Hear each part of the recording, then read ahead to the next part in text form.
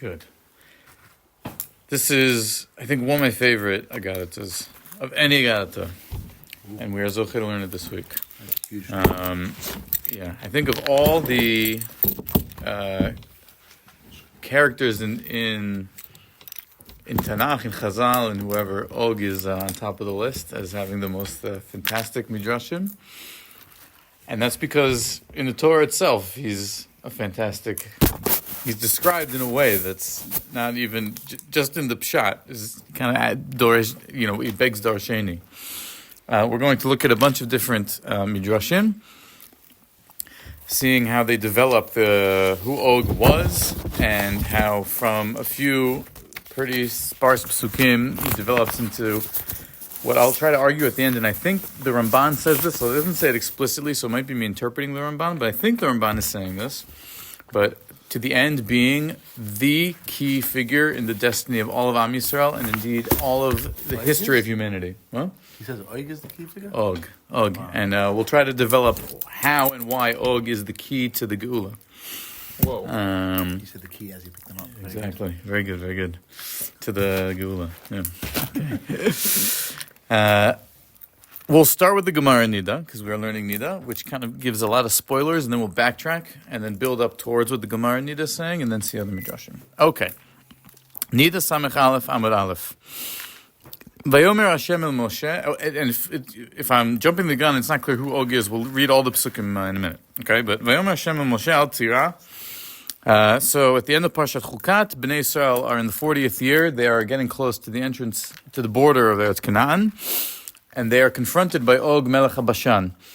And Hashem says to Moshe, don't be afraid of him.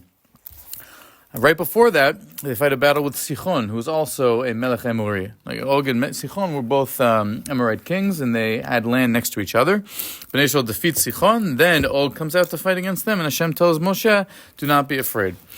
Michdei, Sichon ve'Og achei havu. So Sichon and Og were actually brothers. They weren't just both kings of the Emori. They were brothers. D'Amar Mar, it was taught Sichon ve'Og b'nei Achia bar Shamchazai havu. Okay, so Sichon and Og were brothers, and they were the children of Shamchazai, which is the name of some demonic giant-like creature. Ma'ishna me'Og deka mistefe, u'ma'ishna miSichon de lo kamistefe. And the Gemara asks a question. It says, Hashem says to Moshe, don't be afraid of Og. Right? Biki bi'adcha natati. We'll see the psukim in a minute. So the Gemara says, why? What is the Havamina? Why was Moshe afraid of him that Hashem had to say, don't be afraid of him? Whereas Sichon, who had just defeated in battle a minute before, there's no mention of being afraid. Amar b'Yochanan, Amar b'Shimon bar Yochai, mi'tshuvato shel oto tzadik ata yodea ma haya b'libo. So from the fact that this is the conversation that Hashem and Moshe have, you can understand what Moshe was actually afraid of. Meaning, Amar Shema ta'amod lo zchut shel Avraham Avinu. That Moshe was afraid that Og, unlike his brother Sichon, Og would have an extra zchut from Avraham Avinu, which would make it more difficult to defeat him in battle. What zchut? Shneimar vayavo palit vayaged laAvraham Avri. So in the war of the 4 kings and the 5 kings, there's a refugee who comes from the battle and tells Avraham that Lot was captured. And that's what gets Avraham to muster up his people and to go fight and rescue Lot. And the whole story there we know. And somehow the Gemara is saying this is a zchut and it's connected to Og somehow. It's not really clear to us how. And if it wasn't strange enough, Amar b'Yochanan, ze Og shepalat midor המבול. Okay, so this palit, this refugee from the war of the 4 kings and the 5 kings was Og. Why was he called a refugee? Because he was shepalat, he escaped, he survived midor המבול, the generation of the flood. Okay, Adkan. So let's first of all remind ourselves of the psukim, and then we'll dive into the midrashim. Okay, so first of all, the psukim that the Gemara is based off of is in Bamidbar Daf Chaf Aleph. Vayifnu vayalo derech HaBashan, vayetze Og melech HaBashan nikratam, uv'cholamo lamilchama adrei. Okay, so Og is the king of Bashan. He comes out to fight against Am Yisrael. Vayomer Hashem Moshe al tirato, don't be afraid of him. Ki bi'adcha natati oto v'et kol amo v'tartzo, v'asita lo kasher asita Sichon melech Emori asher yoshev b'cheshbon. I will deliver him into your hands. Vayaku oto v'et banav v'et kol amo al bilti hish'ir lo sarid. Vayirshu et artzo. So they struck down Og and his whole nation so that there were no survivors. Not a single person survived. Okay, and they inherited their land. A more elaborate description of Og is given in Devarim, in Moshe's retelling of what happened. Okay, Devarim Perek Bet and Perek Gimel. Okay, so it's describing the different nations that existed in Eretz Canaan at the time, and it says the following in Devarim Perek Bet: Refaim yachashvu af hem ka'anakim, v'hamoavim yikru lahem emim. So there's a group of people called the Refaim. They were also considered like Anakim, perhaps like giants, perhaps like a people named the Anakim, and the Moavim called them Emim. Uveseir yashvu achorim lefanim. ובני עשיו ירשים וישמידו מפניהם וישבו תחתם כאשר עשה ישראל לארץ ירשתו אשר נתן השם להם. So, in the discussion of these different nations that inherited one another or conquered one another, we're told about this group of people called the Refaim, who are compared to Anakim. Okay? Then if we skip ahead, Eretz Refaim techashev afi, Refaim yashvu בה לפנים, והעמונים יקראו להם זמזומים. And then these Refaim were called by the Ammonim Zamzumim. They're given another name. Am gadol v'rav, v'ram ka'anakim. V'yashmidem Hashem mipnehem, v'yirshim v'yeshvu tachtam. Okay, and these Refaim were a great and numerous and mighty nation, like the Anakim. Okay, and Hashem destroyed them, and then they came and inherited the land after them. Okay, so Anak is a giant, right? And so the description here could really be interpreted in one of two ways. It could mean that these Refaim were great, like the Anakim had been, and the Anakim were some other pre-existing nation, or they were mighty like Anakim, like giants, the Refaim. Okay, now Moshe is bringing us back after this historical discussion to recounting the history. Vanefen vanal derech Bashan, right? We, Bnei Yisrael, we went up towards Bashan. Vayetze Og melech Bashan nikratenu. Og, the king of Bashan, came out to meet us. Hu v'chol amo lemilchama adurei. Right? Moshe is recounting this in Sefer Dvarim. This happens only a few months after the actual war itself, right? Because the war with Og happened in the 40th year. Vayomer Hashem elai al tirauto. Hashem said to me, don't be afraid of him. Ki biadcha natati oto v'kol amo v'tatzo. V'asita lo kasher asita l'sichon melech amir asher shebecheshbon. Up until now, we're familiar. Vayten Hashem Elokeinu biadenu. Gam et Og melech Bashan ve'et kol amo v'anaker ad biltir shel sarid. Again, here we have this idea that there was no survivor. And then the Torah adds something very bizarre. Ki rak Og melech Bashan nish'ar miyeter ha'refaim. Og, the king of Bashan, was the only one left from these Refaim. Hinei arso eres barzel. His bed was a bed made of barzel, bronze, right? Or iron. Iron, sorry. Right, exactly. Right, thank you. Iron. Very good. Halohi berabat b'nei Ammon. Okay, his bed is so noteworthy that it's in this place, Rabat b'nei Ammon. It's on display. It's in the museum. Tesha amot arka v'arba amot rachba be'amat ish. It's 9 amot long and 4 amot wide in the measurement of a nama of a person. Okay, so the Mefarshim deal with, what does that mean, the amot of a person? Does it mean a regular person? Does it mean him himself? If it means him himself, then the dimensions of 9 long and 4 wide would make him horribly disfigured. But what's clearly being described here is a large person, right? Even in the pshat, that his bed is so noteworthy and it's many amot big, and he's miyeter refaim, which are described as being like anakim, am gadol varam, right? They're gigantic, and this of course reminds us of the description by the Miraglim when they went into Eretz Canaan, right? And they saw these. They're also there. It's described Yilidei ha'anak reinu sham, right? And we were like chagavim, we were like grasshoppers. There is this idea that these were big people physically, right? Not just in the sense of them being, mighty. So those are psukim and dvarim. Let's visit 2 more sets of psukim, right? The Gemara Niddah also talked about the war of the 4 kings and the 5 kings. Okay, so if we go to Bereshit Yud Uber Abba Shana Ba Kedar LaOmer VeHamalachim Asher Ito. Okay, so this is the description of the war. So Kedar LaOmer, who was the main, the king, he came with his allies. Vayaku et Refaim be'ashtarot Karnaim ve'tazuzim beham ve'ta'imim b'sheve Kiryatayim. They came, and who did they strike down? The kings. They struck down the Refaim. Okay. Ve'tachori b'ha'aram seir ad el paran asher lamidbar. Vayikchu et Lot ve'et rechusho ben achi Avram vayelechu v'yoshev b'Sdom. Okay, so they struck amongst other nations the Refaim, and they took Lot and they fled with him. Vayavo. They say here is Refaim and Amim as separate people. Right. And here it's the same. Which is confusing, right? In Dvarim. Yep, I think the Mefarshim talk about that. It's good. It's a good ha'ara. In general, it's very confusing what all these equations of the people are. But yes, we say explicitly, Refaim v'Moavim mikulem emim. And here it seems to be two different groups. And now what do we have? Vayavo palit vayagel ha'ivri. Okay, the refugee comes and tells Avraham about Lot. V'hu shochen belonei mamrei ha'emori, achi Eshkol v'achi Aner, v'hem baalei bit Avraham. So where is Avraham? Elonei mamrei. Okay, he's in the field, this place, the trees of Mamre. Who was Mamre? Ha'emori. Okay, he was an Amorite, Mamre. Achi Eshkol v'achi Aner, also with Eshkol and Aner. Eshkol, Aner, and Mamre were all Amorites. V'hem baalei brit Avram. They have a covenant with Avram. Okay. So first of all, what already are we seeing that we didn't know before, that perhaps is what the Gemara, what Rishon Bar Yochai is saying in Niddah? Why does it make sense to say the palit is Og? What is he noting that the psukim don't say explicitly, but have a clear allusion to? That his whole nation was destroyed except him. Right. Consistently. Og was rak Og nishar mi yeter refaim. That's what it says in Dvarim. And then it says vayaku et refaim vayavo palit. So of course it's him. Who else would it be? The refaim were wiped out.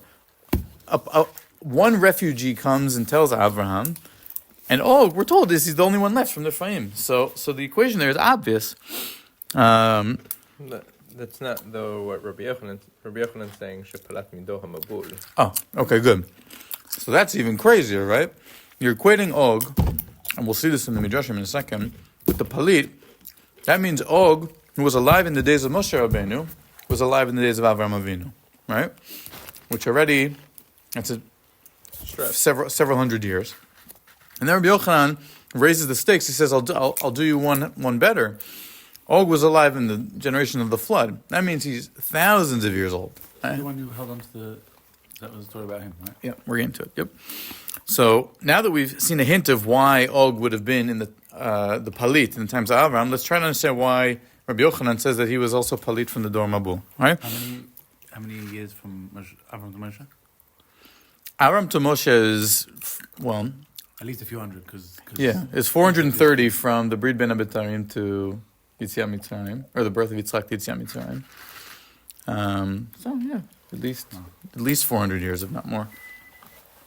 An old guy. And then it says in Bereshit Perek Vav, right before the flood, Vayuv Bnei Elokim et Benot Adam ki tovot hena, Vayikru lahem nashim mikol asher bachar. Right, there's this description right before the flood starts of these Bnei Elokim. It's not clear who they are. They see female, women. They see they're good, and they take they take them as wives. Vayomer Hashem lo yadon ruchi ba'adam leolam b'shegam hu basar. Vayu miyamav 120 shana. Right? Hanephilim hayu ba'aretz b'yamim hahem. There were these groups of people called the Nephilim in those days. V'gam achrei chen asher yavo b'nei Elokim el b'not Adam v'yaldu lahem hem hagiborim Hashem elam anshe Hashem. There's this description of these legendary heroes of old.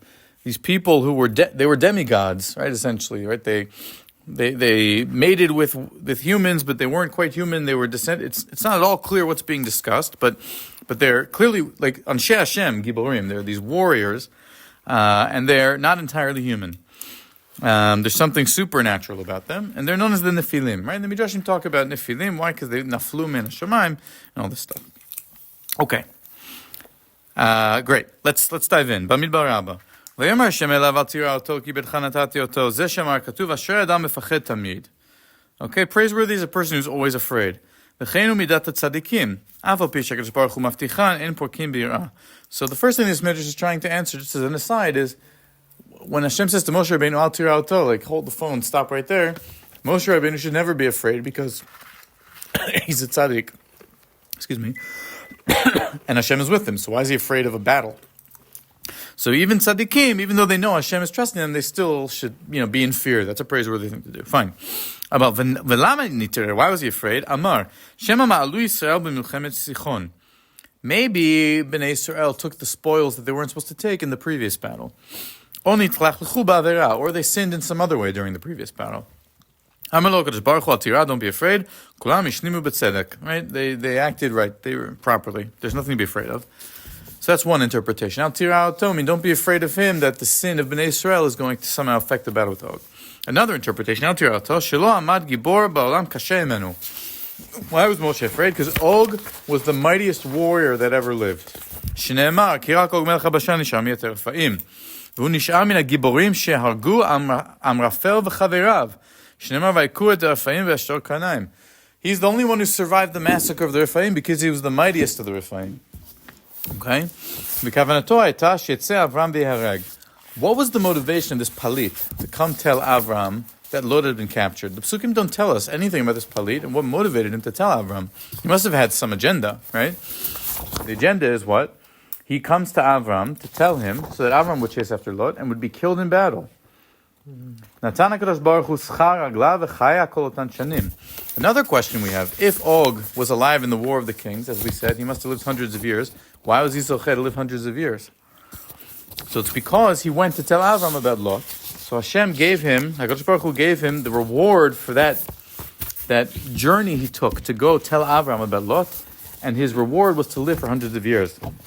But eventually, because he did it for the wrong reasons. He did a good thing, but for the wrong reasons. He went to tell Avram about Lot, but he did it so that Avram would be killed.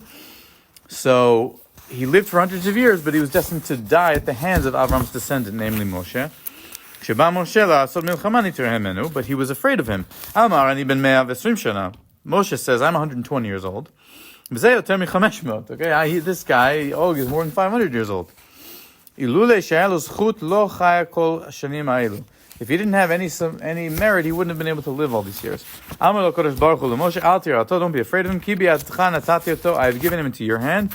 You are the one who's destined to kill him. First of all, just as an aside, it's clear this measurement says, he doesn't necessarily hold like Rabbi Yochanan, right? Because it would be weird to describe if Og is alive from the flood, which is like thousands and thousands of years earlier. It would be weird to say, Moshe is saying to himself, Og is more than 500 years old. That makes it seem like he's from the generation of Abraham versus the generation of the flood, as an aside. But what's not clear from this medrash is why Og wanted Avram to be killed. It says, okay, he wanted Avram to go out and be killed, but why did he care? So Dvarim Rabbah tells us, fills it in for us. His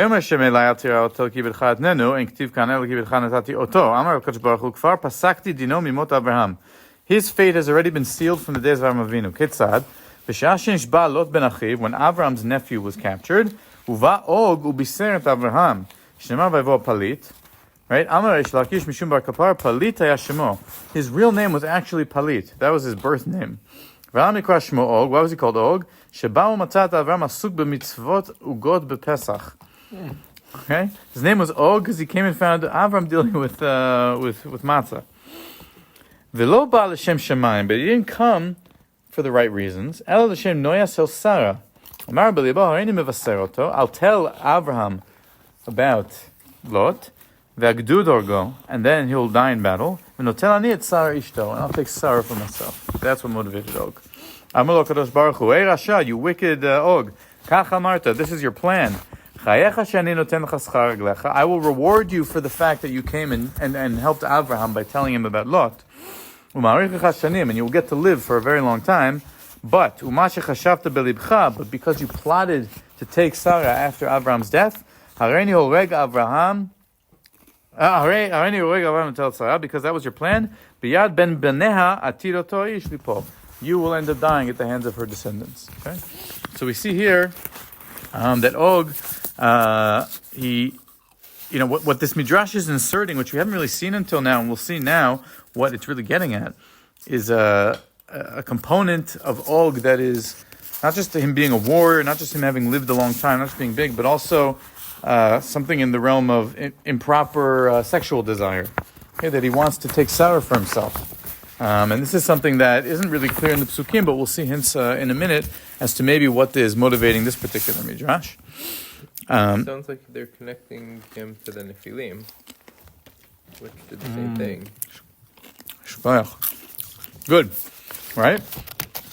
You made a connection that perhaps, right? Is like you said, the Nephilim obviously acted in a way that was improper, right? and in a sexual sense. So connecting him to the Nephilim is perhaps one of the motivations here. Although this version of the Midrash doesn't do what Rabbi Yochanan did and tie it directly to the Mabul yet. But I think you're understanding we're on the right track. That somehow there's a connection between Og and these Nephilim that we haven't quite fleshed out yet. Very good. Let's take this, let's ratchet this up exponentially in terms of the legendary nature of Og. Okay, Midrash Shocher Tov, which is the Midrash on Tehillim. It says as follows: Ksheba Moshe v'Yisrael inchum al de'edrei, amar lehem Moshe, nachne kan, u'lemachar anachnu nichnasim b'shachrit v'kofshin ota. Okay, so Bnei Yisrael get to the border of Og's land. Moshe says, all right, we'll camp here for the night, and tomorrow morning we'll go conquer it. Amdu shachrit, they woke up in the morning, v'adayin lo eta ayin ro'ah, and it's dark outside. Tala Moshe et einav, v'ra et Og yoshev al hachoma, v'raglav magiot la'aretz. So Moshe looks up and he sees Og's feet dangling off of the wall of the city. And they reach the ground. Amar Moshe, eini yodea ma ani ro'eh, choma acheret banu alayla. So Moshe says, I don't know what I'm looking at. They somehow built another wall overnight. Amar lo kadosh baruch hu, Hashem said to Moshe, zeh she'ata ro'eh ogu. That's not another wall, that's Og. Amar Rabbi Yochanan, orech raglav hayu yudchet amma. His legs were 18 amot long. Og at tolesh har v'zol kol Yisrael. And Og used to uproot mountains and throw them at Yisrael. What does it mean he used to uproot mountains and throw them at Yisrael? The Gemara in Brachot fills it in for us. Daf Nun Daled Amud Bet. Evan shebikesh Og melech haBashan lizrok al Yisrael. Gemara Gemirela. We have a tradition that Og tried to throw a rock at Bnei Yisrael. The context in Bracha, by the way, is if you see that rock, you have to make a special bracha. Okay, Amar Machanei Yisrael kama have tlata parseh. Right, the camp of Yisrael was 3 parsot wide. Izil ve'akartur bar tlata parseh ve'ish de'alayu ve'aktilinu. So Og said, I'll pick up a mountain that's that big, the size of the entire camp of Yisrael, and I'll throw it on them and kill them. Azal akartur bar tlata parseh ve'ayte al reshe. So he picked up a mountain that was 3 parsot big, and he placed it on top of his head, and he was going to throw it on them. But Hashem had ants appear and bore a hole in the mountain, and it fell down onto his neck. The ants bore a hole in the mountain, fell on his neck. He tried to take it off. And when he tried to remove it from his neck, his teeth got stuck in the mountain, and he wasn't able to get the mountain off of his neck. That's why the pasuk says, right, you will break the teeth of the wicked. Okay,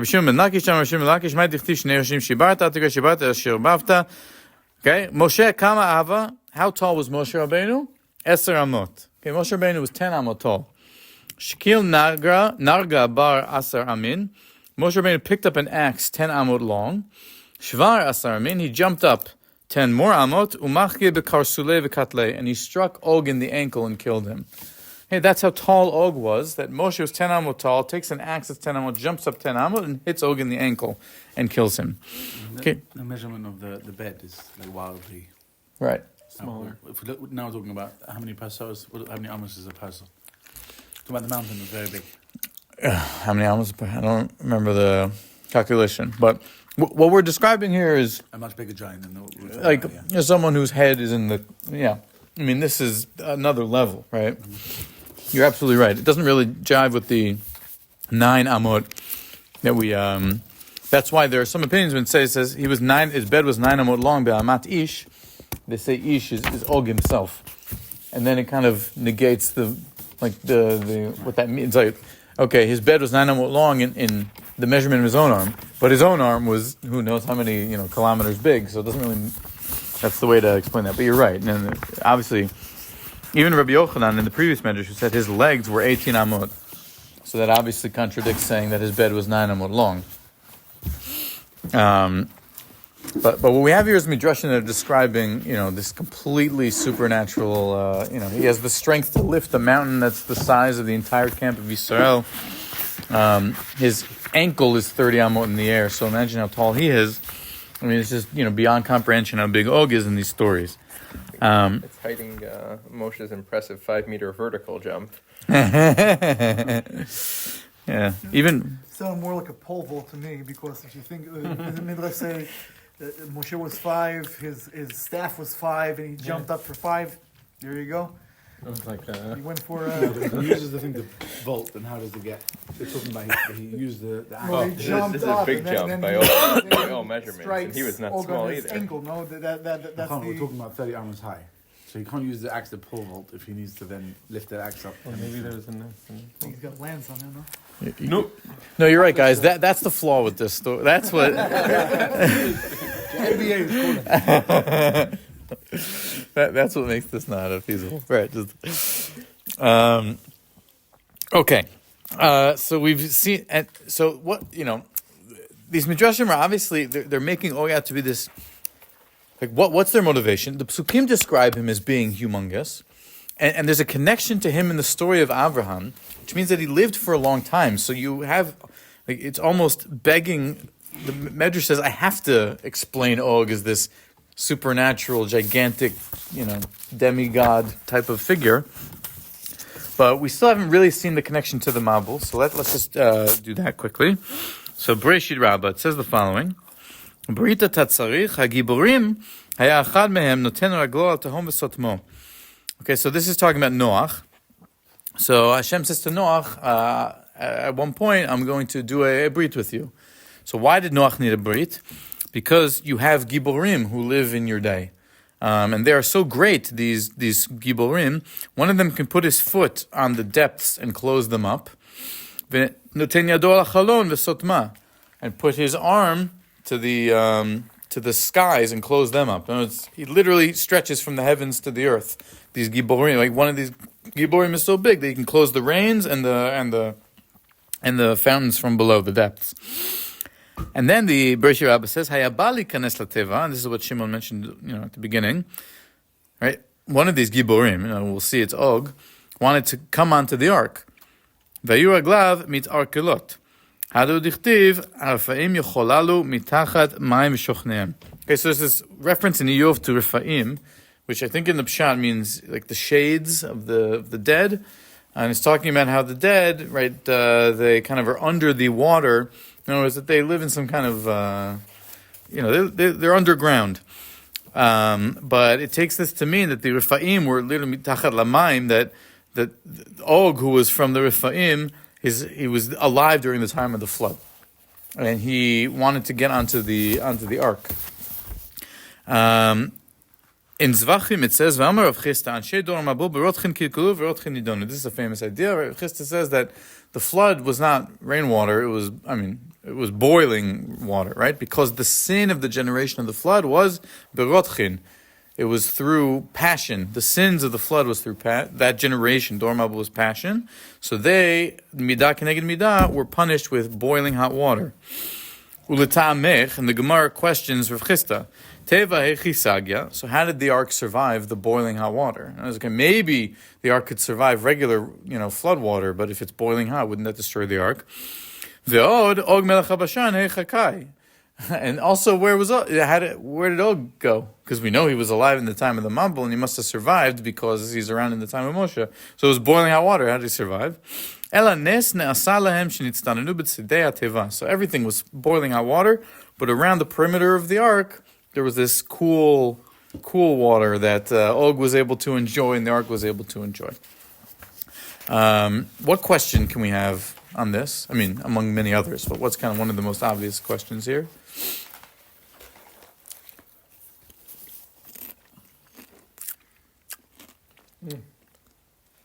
I mean, the Torah tells us that everyone died except. Good. So I actually didn't bring this, but the Baal HaTurim, he says, it says, Vayisher ach Noach v'asher ito bateva. So the Baal HaTurim says, ach, Noach. So there's some gematria there where it's Og, and he sees an allusion to that. I forget. But yeah, the Torah is very clear that everybody died. Yeah. But good. What is motivating them to tie Og back to the Mabul? Why would the Medrash be so insistent on this? Because it's clear that there's a description in the days of Moshe and Bnei Israel to people who were giants. They're Anakim.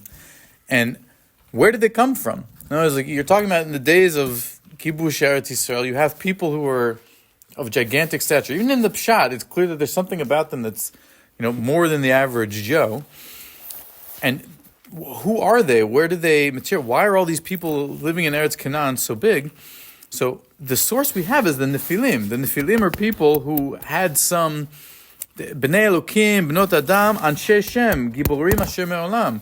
So that's the only, like, it makes sense. There I have an origin story for the people alive in the times of Eretz Canaan. For the Rephaim, for people like Og, who have these gigantic proportions, the place that I would find for them is these Nephilim.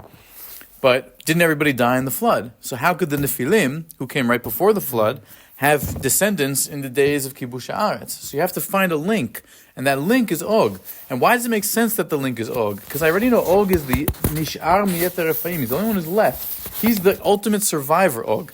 He survives the massacre in the days of Abraham, and he's the only one who survives the flood. He's the ultimate palit. He's not just a palit from the massacre of the Rephaim in the days of Avram. He's the palit from the Mabul that killed every living thing except the people who were on the ark. So it makes sense to say that Og, I tie him back to the flood because he is the survivor every time, the constant survivor. And it connects the Nephilim to these giants later on in the story. Already I'm saying he lived hundreds of years. Already I'm saying he's a giant. So I'm just taking that to its logical conclusion in the Medrash and taking him all the way to the Mabul. That's what Rabbi Yochanan is arguing. He's Midor Mabul. He's recognizing that this is just a pattern that repeats itself, and Og is from all the way from the beginning of Sefer Breshit all the way through to the end of Sefer Dvarim.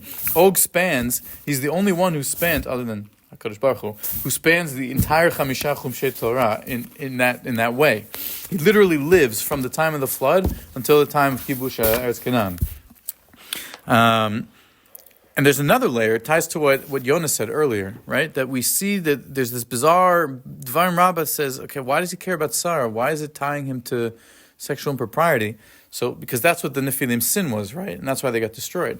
But then that raises the question, so then why was Og able to survive? In other words, it says Nasan Nes, right? That he was able to get onto the ark and able to survive. Why was he allowed to survive? Right? Ostensibly he did the same sin as all the other Nephilim in his generation of, Berotchin Kilkilu. So why was he allowed to survive? So Pikadei Rabbi Eliezer gives a clue. It says as follows, right? ונמח כל יקום שבארץ, שנאמר וימח את כל יקום אשר על פני האדמה, חוץ מנוח וכל אשר איתו בתיבה. שנאמר וישאר אח נוח ואשר איתו בתיבה. וחוץ מאוג מלך הבשן, שישב לו על עץ אחד מן הסולמות של התיבה. Okay, so Og, this giant who literally could put his hand and touch the heavens and his feet and touch the depths, he was able to sit on one of the pieces of wood on one of the ladders of the ark. ונשבע לנוח ולבניו, שיהיה להם עבד עולם. How did he survive the flood? He begged Noach. He said, "I will be a slave for your descendants for all eternity if you just give me passage on the ark." Everyone who's going to be there is going to be Noah's descendants. As in the whole world is descendants of Noah. Right. It's not like a big. Meaning he's saying I'll be a slave forever. Right. That the Nephilim, right, these giants, Anshe Hashem, will be enslaved to people. Masa Noach. So what did Noach do? Nakav chor echad b'teva. He made a hole in the ark. V'yamoshid lo mizono b'chol yom v'yom. Shneimar v'gam hu. Shneimar ki rak Og melech habashan. And then Noach fed him food every day from the ark. Right? He wasn't the only one who did. There was a people who Niddah says that survived that way. Who else? The claim was that there was a giant creature called the Re'im, who was also fed through the. What? Creature is not the same as the person. Yes, but they couldn't stick him in the ark. That was the idea. Niddah says it was, again, speaking of large creature, yes. He was also hanging on to the side of the ark, and was fed through a hole in the side of it. So again, if you want to, right. There's a common theme there. Yeah, sure. Yes. I think also what motivates that midrash with the might be similar. Like in Eov, there's a description of these animals that are just gigantic. So you have to tie it to this time pre-flood where you just have these legendary people, creatures that were just proportioned. The behemoth and the Leviathan and the Re'im. Yeah. So they're all created like Misheshit Mei Bereshit, and so by having them survive the flood, you're giving like a vestige of those days of yore, even in today, in the world post-flood, which is after people lived hundreds of years. People are now people. They're not living for 900 years, they're living for 120 years, right? We're leaving the realm of legend pre-flood into a world of, normal proportions, let's put it that way. But you still have these nish'ar miyeter, right? You still have the og, or the ra'im, that is still able to survive into like the world post-flood. Pikad Reb Eliezer Tetzain. So what does it mean that he wants to be Eved Olam? What is that? What is that about? That Og's going to be a slave forever? Skan beto ze Avraham she'avdo Eliezer. Whoa. Og was Eliezer, the main servant of Avraham Avinu. Okay? Me'echan avdo. And how did Og / Eliezer get to be the main steward of Avraham's household? Ela shekevan she'yatsa me'ur kasdim ba'u kol gdolei hador liten lo matanot. So when Avram survived from being thrown into the furnace, so everybody came to give him presents and to be like, oh wow, incredible. Velakach Nimrod avdo Eliezer unitano lo eved olam. Nimrod took his servant Eliezer and gave him to Avram as a present to be an indentured servant to him. Right? Kshegamal chesed liYitzchak hotzio lecherut. And then when Eliezer found Yitzchak a wife, namely Rivka, so Avram gave him his freedom. ונתן לו הקדוש ברוך הוא שכרו לעולם הזה, וקימו למלך, והוא Og מלך הבשן. And when he became a free man, because how did he become a king of the Amorites, of the Amori? So it's only once he became free that he was able to then somehow become a king, and he turned into Og melech HaBashan. He became king of the Rephaim. Okay, so there's a lot going on in this, but what's with Nimrod, right? Why is Nimrod inserted here? Because how is Nimrod described? Hu gibor tzayid lifnei Hashem. He is the gibor.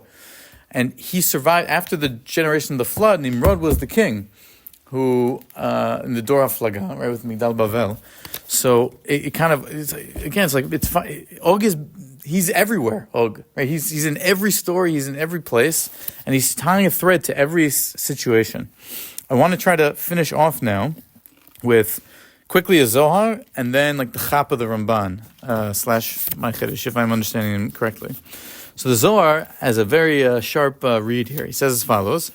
It's in Aramaic, but we'll try. Uf hachaden oto da Og dit dapak beAvraham u'manshe betei Ava. Okay, so Og was in Avraham's household. The Chad it gezar Avraham maktiv, and when Avraham did a brit milah, what does it say? V'chol anshe beto nimolu ito.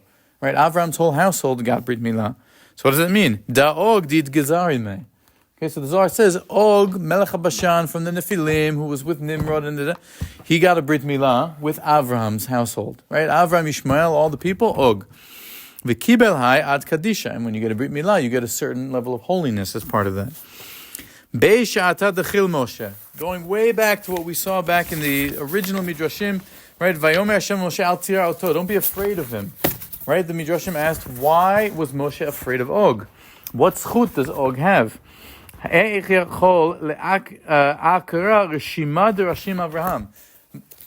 is saying, how could I ever defeat the one who has the Roshem, the Rishima, the impression that Avraham imprinted on him? No, it's because Og was circumcised by Avraham Avinu. How could I ever defeat someone who was circumcised by Avraham Avinu? What does Hashem say to him? Al tira oto, and this is brilliant, right? Al tira oto means don't be afraid of him. La tedcha lehu ot dile. Al tira oto, ha-ot shalo, his sign. Ot is the brit milah. Don't be afraid of, it's not don't be afraid of him, Og. Don't be afraid of his sign, of his brit milah that he got when he was a slave in Avram's house. Right? Ki be'adcha natati, I've given him into your hand. Deha hu pagim rishimei dilei. So why not? Okay, you got a brit milah, and that adds a certain level of kedusha. Because how is he pogim his brit milah? Because what is a brit milah supposed to do? It's supposed to symbolize sexual restraint, purity. But what did he do when he got the brit milah? He had thoughts about Sarah, Eshet Avraham. And therefore he deserves to be uprooted and destroyed because he violated the symbolism of what his brit milah was supposed to represent. The Zohar ties everything together in this really sharp read of the word Al tira oto, ot shelo. And it ties together all the things that we said about the Nephilim, Berotchin Nidonu, Berotchin Kilkelu, that he had the Brit Milah, he was an Eved, but he broke his contract and that's why he deserved to be killed. He got the schar of living hundreds of years because of what he did with Lot, because he was a refugee. He was good at being a refugee, but he wasn't good at restraining his sexual impulses, and so he deserved to be, as the Zohar says, uprooted from the world. And I want to just conclude. There's one more parallel here that we noted. Right, Og is Melech Bashan. He was the king of the Emori. Right, Sichon and Og Melchei Emori. When the Palit comes, right, the Rephaim are defeated in battle by Kedala Omer, and the refugee comes. He comes to Avram, right? And where is Avraham? Avraham is living in Elonei Mamre. Mamre is an Emori. With Eshkol and Aner, you have, after Melch Sodom says to Avram, Ten le nefesh perchush kachlach, so Avram says, Biladai racha she'achlu ne'arin da-da-da, Aner Eshkol Mamre hem yichul chalkam. Now, they were his allies in battle. The Emori helped Avraham defeat the enemies of Sodom. Okay? Look at this Tanchumei Lamdenu. Belonei Mamre. After Avram Avinu does the Brit Milah, Hashem visits him. Vayirah elav Hashem Belonei Mamre. So why in Elonei Mamre? Velama Belonei Mamre. Barach Shemo shel Kadosh Baruch Hu sheinu mefakech sachar al kol bria. Shlosha olavim hayu el Avraham. Aner eshkol Mamre.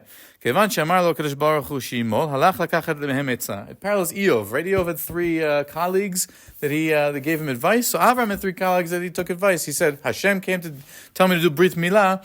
What should I do? He went and asked his three friends. Aner eshkol Mamre. What? Three wise men. The three wise men, exactly. So he went and he asked Aner, Aner told him don't do it. He went and asked Eshkol, Eshkol told him don't do it. He went to ask Mamre, V'alach etz Mamre, Amar lo, Kach v'kach amar l'Kadosh Baruch Hu, Mati yatzini, what should I do? Amar lo Mamre, but davar zeh atam mevakesh etzah, you're asking me? Hello, hu shetzilcha mikifshan ha'esh v'asal lecha kol ha'nisim. This is the same Hashem that we're talking about who saved you from the furnace. V'tzilcha min ha'melachim, and he saved you from the kings. V'lek kocho gvurato yogen otcha, you would have died in battle. Right? And he saved every one of your limbs. He just wants a little bit of one of your 248 limbs. And you're asking me what you should do? Do what he said. You, Mamre, who told Avraham he should do Brit Milah like I commanded. When I come to visit him to do Bikur Cholim after the Brit Milah, I will do it in your domain. In your domain. We have a connection here between the Emori and the Brit Milah in the days of Avraham Avinu, right? That the Emori is the one who said to do the Brit Milah. It's Mamre HaEmori. And now the Ramban says the follows, right? There's one more piece to this, which is that Avraham Avinu, after the War of the Four Kings and the Five Kings, or according to the Midrash before, actually in the Midrash it happened before, even though it's a parak later, you have the story of Brit Ben Betarim. And Brit Ben Betarim lays the foundation to the whole story of the Galut and the Geula, where Og Melech HaBashan being the last obstacle to Bnei Yisrael entering Eretz Canaan, right? They defeat Og, and that's it. And then they're on the border. Moshe gives his soliloquy, and they go into Eretz Yisrael. Og is the last battle that they have Midian, I guess, but Og is really the one who symbolizes the end of the road. As part of Brit Ben Betarim, right? Hashem gives Avraham the context of this covenant. Right? He says to him, right? V'avadum v'inu otam 400 shana. Right, that your children will be in exile for 400 years. V'gam et hagoy asher ya'avodu dan anochi, v'acharichen yetzu b'rechush gadol. Right, and then it says at some point, ve'ador ha'amori yashuvu hena. What's the exact pasuk? Avona ha'amori ad hena. Thank you. Right, and then it says they will come back in the fourth generation, because the sin of the Emori has not yet been fulfilled until that point. Now, what does the Emori have to do with Brit Ben Betarim, with Bnei Yisrael being in Galut and being redeemed? It's not clear from the story there. So Rashi says when it says Dor Via Shuvuhena, it means the fourth generation of Bnei Yisrael. It means Yitzchak and then Yaakov, and then you count the generations, and then in the fourth generation, whatever, Yehuda, and then Chetzron, and then Kalev, whatever it is, that the fourth generation is the one that leaves Eretz Yisrael. The Ramban says no. V'dor v'i yashuvu hena, l'achar she'iglu l'Mitzrayim, hayu shlosha dorot, v'chen Yaakov goleh, shev v'chashuv dorotav, Yehuda peretz Chetzron, Yehuda peretz Chetzron, v'Kalev and Chetzron miba'ei haaretz haya, l'shon Rashi. Okay, so Rashi says, what does it mean the fourth generation will return to here? Rashi understands it to mean, okay, they're going to go into exile, but the fourth generation is going to come back here to Eretz Canaan because that's where Brit Ben Abaturim happened. That's how Rashi understands it. And Ramban says, Ve'enenu nachon klal. That's not right at all. Ve'nachon be'enai, what does it mean? Ki dor v'i la'emori, hamashlim avono. It's talking about the Emori whose sin needs to be filled up. Kim yom ha'gzera, from that day, ha'erich lo, Hashem extended his punishment, or postponed his punishment. Because Hashem is merciful, He extends the punishment upon the wicked. Because maybe they'll do tshuva and they won't need to be destroyed. And then there'll be servants, or maybe they'll go live somewhere else. So the Raman doesn't say this explicitly, but what I think he's saying is essentially, right, V'dor v'yashuvu hena, because what does the pasuk say? Why is the fourth generation, or why do Bnei Yisrael come back in the fourth generation? Ki lo shalem avoda anori ad hena, that until the fourth generation, the sin of the Amori is not fully realized. If we take everything that we just said, Og was, he became Melech Amori. In the days of Avram, he wasn't. He was a palit from the Rephaim. But then, as we saw in Pikad of Eliezer, once he found Rivka, as Eliezer, he found a wife for Yitzchak. Avram freed him. He became the king of the Amori. And that happened around the same time that Yaakov went down to Mitzrayim. And we know that Og was given his schar halicha biyadav, that he was allowed to live for many, many years, because he went and he told Avram about but because of what happened with Sarah, he did it for the wrong reasons. Hashem said to him, "Schar, I'm giving you your schar, but already your fate." If you remember, one of the midrashim says already his fate nidon mi mot Avraham Avinu. In other words, that there was a certain number of generations of the schar halicha that all got, that he was allowed to live for a long time. But even in the days of Avram, he was fated to be destroyed at the hands of Moshe Rabbeinu. So when it says v'dor revi yashuvu hena, it means Bnei Yisrael have to stay in Galus until Og lives out his schar halicha, lives out the amount of time that he was zochet to have from the fact that he went and he told Avram about Lot. And once he lives out that schar halicha and lives those 500 years, and that schar gets used up, then I'm able to visit upon him the sin that he's had postponed since the days of the Mabul, that he had the impropriety from the days of the Mabul, of the Berotchin Kilkilu. He was able to survive because he's the Palit on the ark. He was able to survive the massacre of the Rephaim because Ein Kasher Menu, Gibor Menu. But eventually his sin catches up with him. He violated the Brit Milah. He got a second chance at the Brit Milah in the house of Avram Avinu. He was able to somehow survive, but he violated that. And Hashem says, once Og is destroyed, that is the way for Dor Revi Yashuvu Hena. That is when Bnei Yisrael will be allowed to come back into Eretz Yisrael. Only when Og Melech HaBashan is defeated. And that's why Moshe Rabbeinu was afraid. It's not just that this is, Sichon and Og are not the same, right? When the Gemara said, why was he afraid of Og and he wasn't afraid of Sichon? And okay, they're brothers, but what's the difference?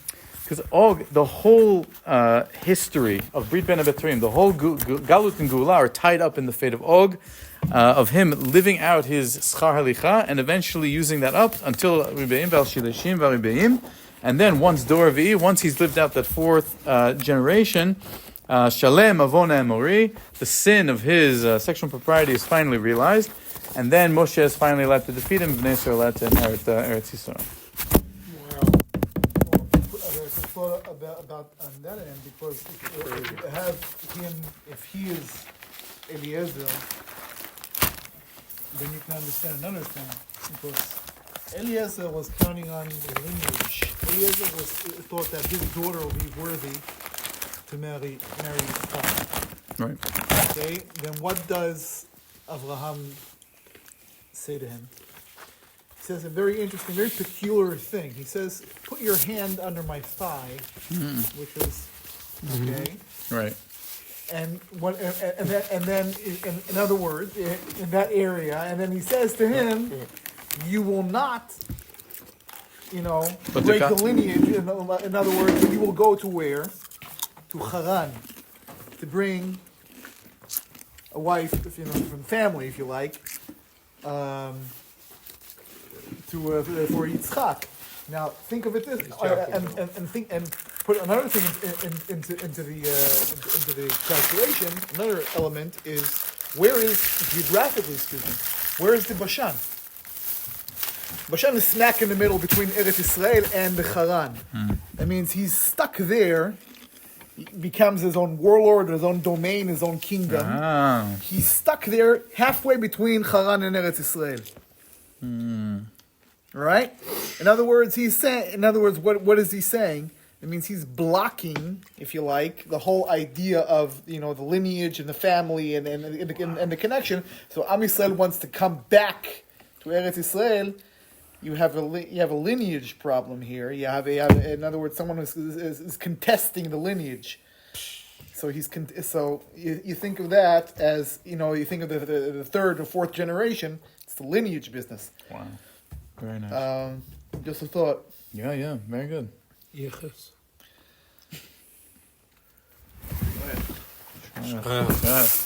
Og melech HaBashan.